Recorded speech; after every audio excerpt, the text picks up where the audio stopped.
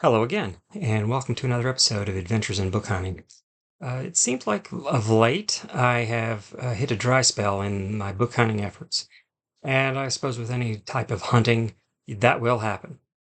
Fortunately, I kind of broke that dry spell last Friday. I went to a library uh, that I go to every once in a while. They have book sales about twice a year, and in fact, you've seen a couple of those sales documented on this channel.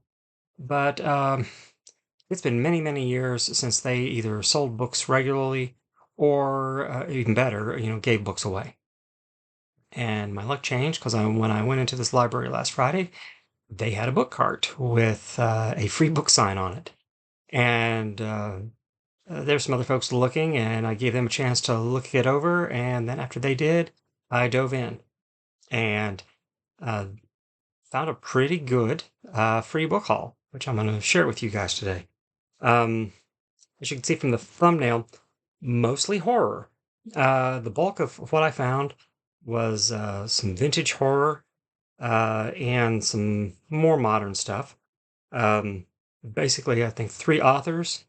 Yeah, three authors in the horror genre, and then four other books, one of which I'm actually keeping.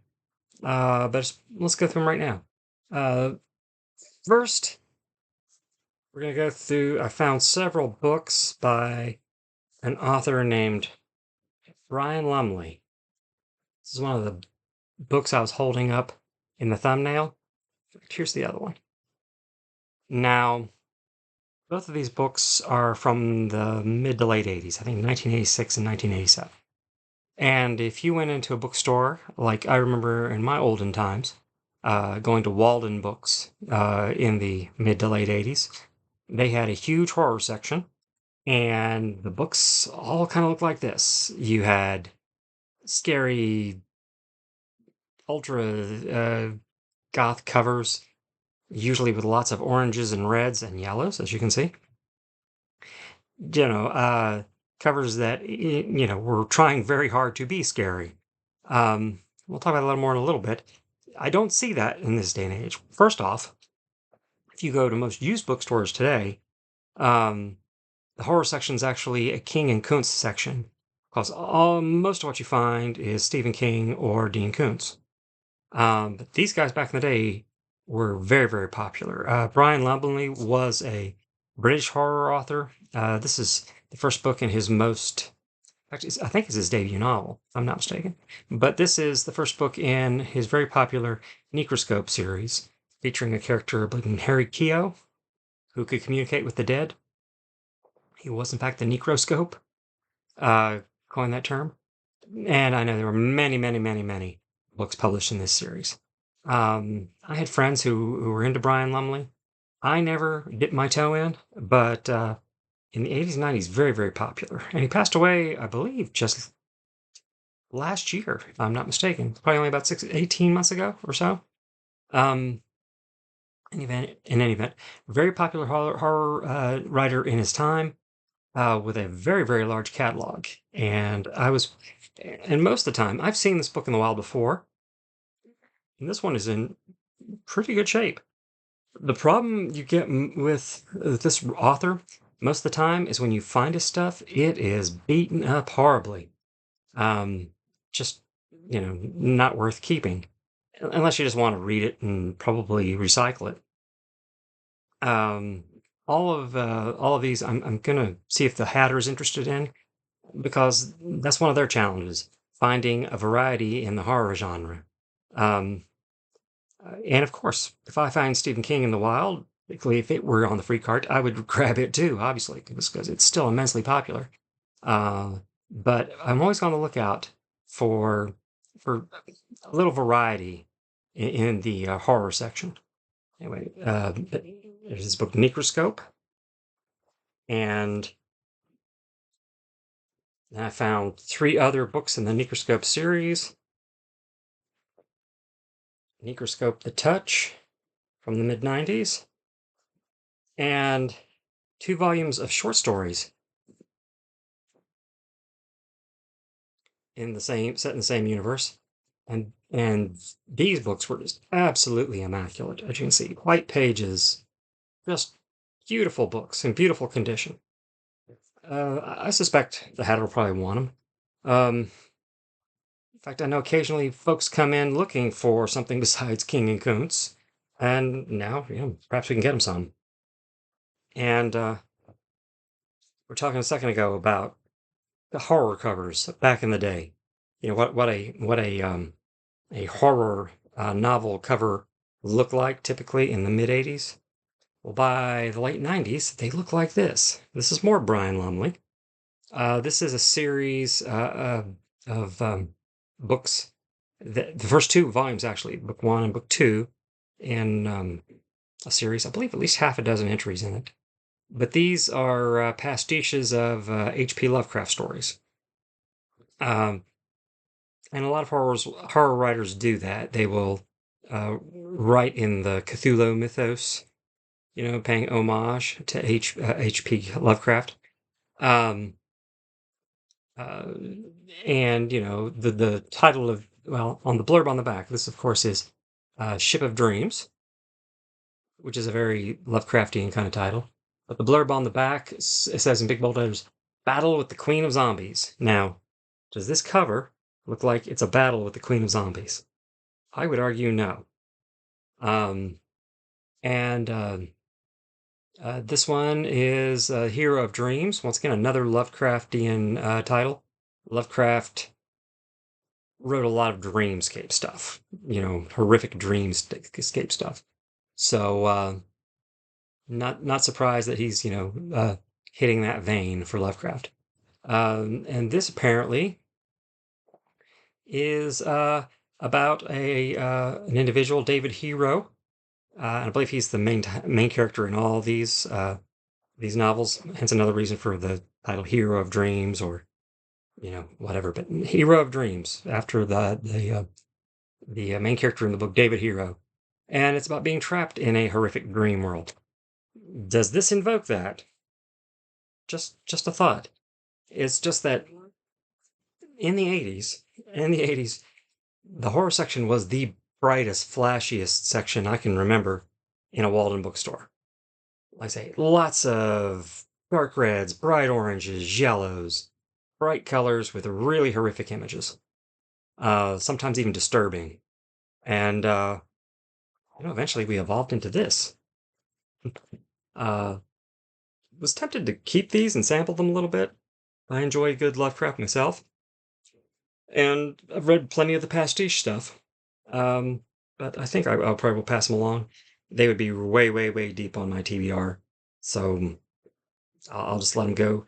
Hopefully, get them a home with somebody who's going to read them a whole lot faster than me. Right, and let's see, where next? Oh, Necroscope. Yes. Oh, I don't think I showed the cover on that one. That's an homage to those '80s covers. The horrific monstrous figure, once again, in yellows and reds. Like I say, stirring, scary stuff. But the next one, Robert McCrimmon, Swan Song. Robert McCrimmon's, probably sold over 1 million copies of this book in the '80s. You saw it everywhere. I see it a lot out in the wild. As you can see, this one's in really good shape. It's got a little bending in the spine, but if I'm not mistaken, this is an early printing too, relatively early printing. Yes, Pocketbooks, first printing June 1987. So once again, '80s horror cover. But it's only like the seventh printing. So this is a book of the '80s, right? That's in really good shape for a book that's probably close to 40 years old. Most of the time when I see him out in the world, in the real world, he is beaten up, corners bent, tattered covers, rips, tears, pages missing. As you can see, this one is in pretty good shape. Let's say I'm hopeful that the Hatter can find it a home. I think they'll probably take these, um, since they are in such, very good shape. All right. All right. Next, you may not have been all that familiar with Robert Kamen or Brian Lumley, but you may very well be familiar with this next author. She has been very popular for 2, 3 decades now, and that is Anne Rice. I believe all of these books I'm going to show you, there's three, all were published in the mid to late 90s, I believe, just glancing through them. And of course, these are all, at a glance, these are all vampire stories. Um, let's look. Uh, this one and the next one I'm going to show you are part of her New Tales of the Vampire series. Yeah, but just looking at that cover art, this is another good example of how the art has changed. Looking at that cover art, do you think stories about vampires? I don't. Doesn't invoke that for me. Um, First glance, I would think this is a romance novel. Um, and it's Anne Rice, so it may have those elements in it. But but at heart, it's stories about vampires. And I don't think I've ever heard of this particular title, Pandora. Yeah, Anne Rice fans, I'm sure you get it. I've read a little bit. I read Interview with a Vampire and Vampire Lestat. Oh, I think I read Body Thief. That's about it. I also read some of her Christian-oriented fiction when she went through her Catholic period about the life of Jesus. I think I read a couple of those. That's my entire experience with Anne Rice. The next one I got is Vittorio the Vampire, part of that Tales of the Vampire series. I believe vampire stories set, if I'm not mistaken, in the Italian Renaissance. Yes. And loyal viewers of the channel may remember I got this in a little mass market paperback at a library sale a few months back. And this one, I believe, is first edition. Yes, a first edition hardback of the same novel in excellent shape. And has the deckled edges that I love. Anyway, beautiful book. Again, I'm going to donate this one. Not opposed to the idea of reading more Anne Rice, but once again, it would be so far down on my TBR. I would just be hoarding it until such an eventuality. And the last Anne Rice we have is The Vampire Armand. And I'm pretty sure I've hauled this recently. Where was I? I don't remember. I'm thinking it was at a thrift store. I got several Anne Rices, and this was one of those. Once again, I think that one I got was a mass market paperback, and this is a very nice, pristine trade. Now, but once again, you have cover art featuring a piano and some flowers and a candle. You can't, it's hard to make it out, but in the background, a painting looking like perhaps some supernatural creatures dancing in a wood. But when you see this cover art, does it scream vampire story? In fact, if it weren't in the title, Vampire Armand, I would once again think this is a romance novel from the art, just from the art, judging the book by its cover. Um, and if once again, in these books, if you didn't know who Anne Rice was, if she wasn't a known quantity for you, but you were into that sort of fiction, you might very well pass it up. But anyway, that was the three Anne Rice. From here, we move to the non-horror stuff. Like I say, bulk of what I got in this relatively small but really nifty haul. The next is something I am absolutely not excited about at all, but but there are folks out in the world who will appreciate it, and I'm gonna try my very best to get into the hands of somebody who will. And this is a 3-in-1 omnibus, three of the classic self-help books by Norman Vincent Peale. And of course, he's most famous for this first one, Power of Positive Thinking, and then two subsequent self-help books he wrote. By and large, it's not a genre I have a whole lot of use for. But, Norman Vincent Peale was the OG self-help guru, without a doubt. And once again, this is a 3-in-1. I wonder when this one was printed. We can see. Because these books are fairly old. Let's see if we've got it. Yeah, Power of Positive Thinking was first published in 1952. This particular edition goes back to the late 90s. And of course, Norman Vincent Peale passed away, I believe, in the early 90s. Again, donating this to the Hatter Bookshop. It's in real good shape, and it's an omnibus. I think they shouldn't have too much trouble selling it, but once again, it's just not for me. In my very book dragonish days, I don't know, say a year ago, maybe more like 2 years ago. This is a book I probably would have held on to. I have read some of this author's stuff before. This is Michio Kaku. His book, The Future of Humanity. Let's see. Yes. Many of you might recognize his photo. This is Mr. Kaku. He is I believe he's still at City College of New York, but a theoretical physics professor at that institution, and science popularizer and educator in general. You see him as a talking head a lot on documentaries and shows that have that kind of science element, speculations about physics, space travel, that sort of thing. You see him and Neil deGrasse Tyson, in the same circles quite often. And I'm pretty sure the store does not have a lot of that kind of thing. In fact, I was looking for some Neil deGrasse Tyson for someone at the store, not that long ago, just a few weeks ago, and they didn't have any. And I've hauled it. I've hauled Neil deGrasse Tyson more than a few times. But once again, they're both popular science communicators.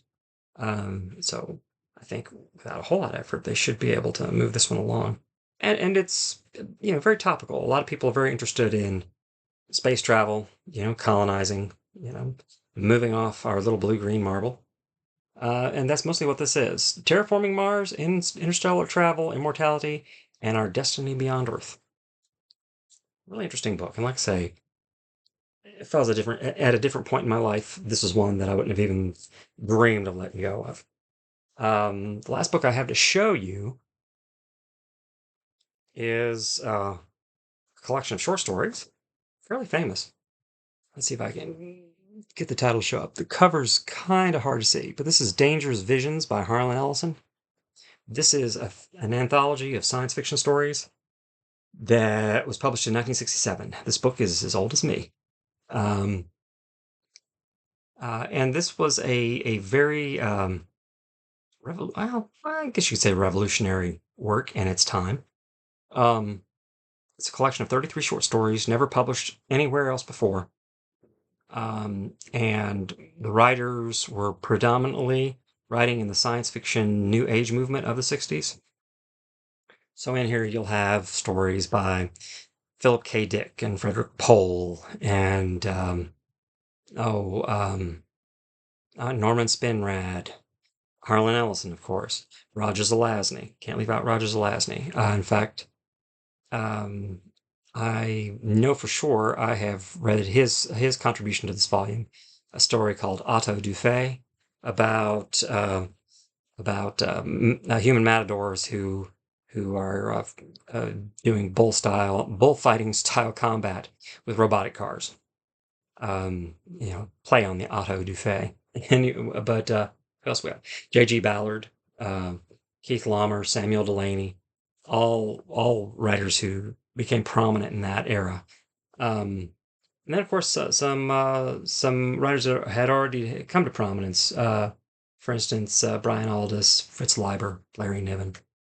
And those last three I wouldn't particularly say were New Age, or not New Age, New Wave sci-fi. But in any event, this is published by a company called Edgeworks Abbey. Apparently, their whole mission in life is to preserve the works of Harlan Ellison. I have another Harlan Ellison short story collection, just his stories, called Shatterday, published in the mid-'80s. Harlan Ellison isn't for everyone. Well, his fiction generally isn't for everyone. Um, I've caused some controversy hanging out in book sections of thrift stores and saying I like Harlan Ellison, but no, he's a very interesting writer, to say the least. And at the time, he was, a very prominent writer. He's probably more famous for being a screenwriter. He wrote episodes for original series Star Trek, for other science fiction shows like Twilight Zone. What was the other one? Oh, I forget. Oh, Outer Limits. Okay, those sorts of things. But in any event, this one's a keeper for me. As you can see, this is the 7th volume in this series. Tried to find some of the others online, and I can only find 2 others. Apparently, number 1 in the series is sequel to this, another Dangerous Vision, which is odd. Why that one's number 1, this is number 7. And I know that the collection I already have, Shatterday, is one of those volumes in between, but I couldn't figure out which number. Anyway, Harlan Ellison, as editor of a short story collection, and I'm keeping it because I will definitely dip my toe in this and read some of these, particularly everything by authors that I'm already familiar with. I'll be certain reading these before too long. I did have one other book that I found in this haul. I found a science fiction book club edition of The Hobbit that I had never seen before, and of course there are many, many, many, many editions of The Hobbit. I've seen dozens myself. This one I had never seen before. I'd not seen this particular science fiction book club edition. But the day I found it, it went to some twin boys who were celebrating their birthday last Friday. So I thought, oh, this is, that I'm familiar with through church and where my daughter works. And they seem very interested, so I just gave it to them for their birthday. So I don't have that one, but that'll give you an idea about the scope of the haul. It's like mostly horror, but a couple other odds and ends as well. And of course, could have gotten a whole bunch more. Um, and this is another one of those kind of guilty book hauls. At least it was initially, because I was, as you can see, you can imagine, let's try to make a book pyramid as much as I can. I started stacking books, on a table, and it started out about like this. And like I said, I felt that same twinge of guilt that I felt. Crack. It's okay. They're all right. The same twinge of guilt I experienced at that last book haul that I videoed. But anyway, the staff couldn't have been kinder. In fact, when she saw the pile of books that I started, gave me a very nice heavy-duty plastic bag to carry it all in. So I added a few more and got what you saw basically plus one more. And once again thinking about it, I go to libraries all the time that have sale carts where you're filling a bag for $1. All of these books I got went into one somewhat oversized grocery bag. Was to my really, what's the difference between paying $1 for these and getting them for free? It's not really all that much different. Anyway, I really appreciated this haul. I'm hoping to find, as I said, good homes for some of these. Everything except for where I put Mr. Ellison. Yes, remember everything but this will be at the Hatter Bookstore in Princeton, West Virginia, in the next few days. Probably give them a week or so from the time you see this video is published. Just get it inventoried and cleaned up and all that kind of thing, priced. But if you were interested in any of those things, they'll have it until it sells. They'll have it all if they want it. Every now I try and be very, I don't know, discerning in what I donate to the store. Stuff that I think they can use. But every now and then, the store owners and I have a slightly different opinion about what's good for the store, and that's perfectly fine. But in any event, I think I'll wrap it up. Glad to have an end to my book hunting dry spell. And hopefully it's a portent of things to come, maybe better book hunting in the future. And I'll just sign off by saying, be safe, and I hope you have good book hunting in the near future. Thank you, and talk to you again soon.